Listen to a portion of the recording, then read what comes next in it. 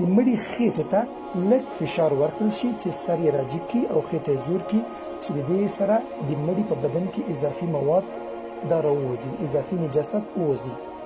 د دې نه وروسته د دغه څادر له لاندې نه باید په تشناب کاغذ سره یا په یو پلاستیک سره هغه مواد چې راوتلي وي هغه پاک شي او له دې وروسته غسل ورته شروع شي. د غسل ورکولو شروع باید د انسان له سر نه وشي.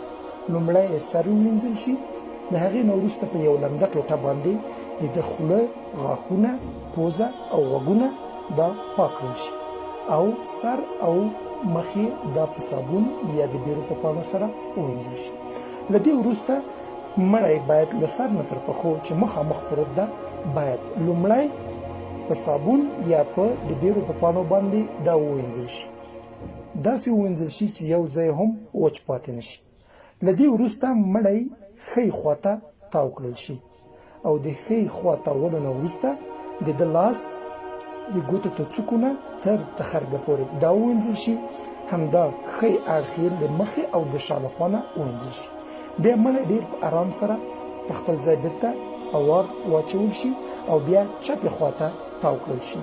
د چپې تاولو نه وروسته د ده چپ لاس د ګوتې له څوکو نه تر اخري تخرګ پورې بیخه پورې دا ووینځل شي او بیا چپ اړخ او مخه او شا دا پرېمینځل شي.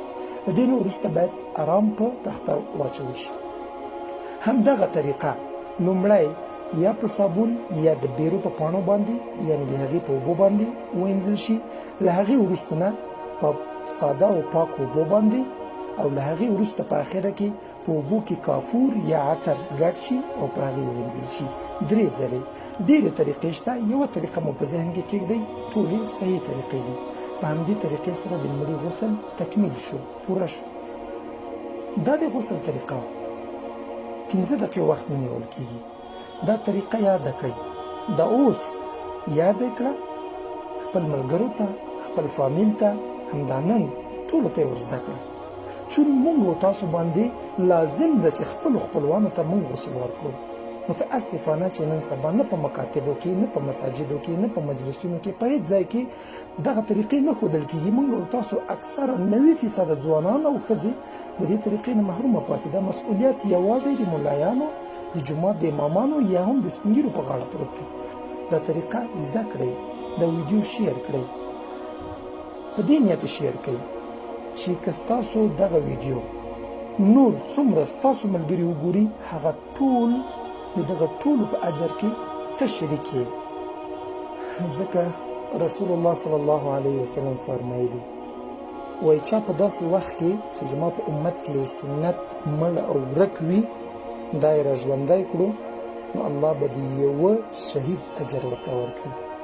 ومنئ چې دغه سنت زموږ او تاسو په اسلامي ټولنه خصوصا په پښتنۍ ټولنه یا په افغاني ټولنه کې دا سنت ورک ده او مړ ده.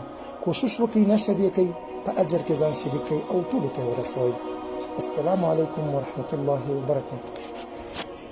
دعاة إلى الحق لسنا طغاة ولسنا مع الذل نرضى الحياة.